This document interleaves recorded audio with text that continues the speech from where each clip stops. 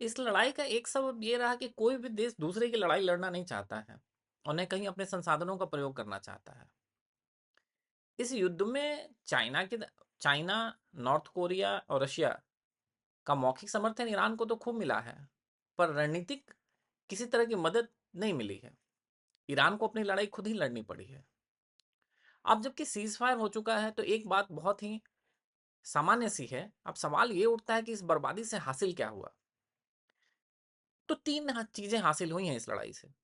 Netanyahu Israel में hero बनकर उभरे हैं, खिमनेई अपने देश में हीरो बनकर उभरे हैं, और ट्रम्प यानी कि राष्ट्रपति, अमेरिकी राष्ट्रपति डोनाल्ड ट्रंप की मैं बात कर रहा हूँ, वो नोबेल शांति पुरस्कारों के निर्विवाद पसंद बनकर उभरे हैं।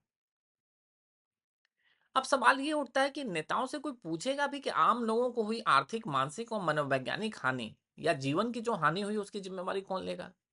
ये एक यक्ष प्रश्न है।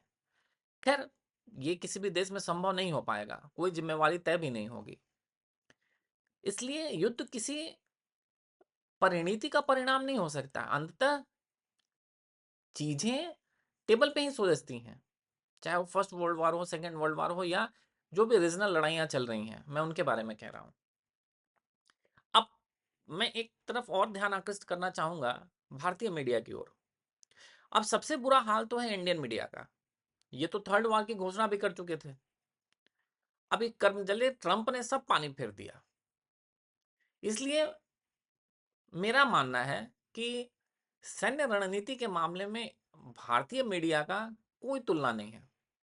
इसलिए मेरी दुनिया के सभी खुफिया एजेंसियों से आग्रह है, और या कहें सलाह भी है, कि कब, कहाँ, क्या और कैसे होना है, ये सारी सैन्य रणनीति की जानकारी भारतीय मीडिया को पता है।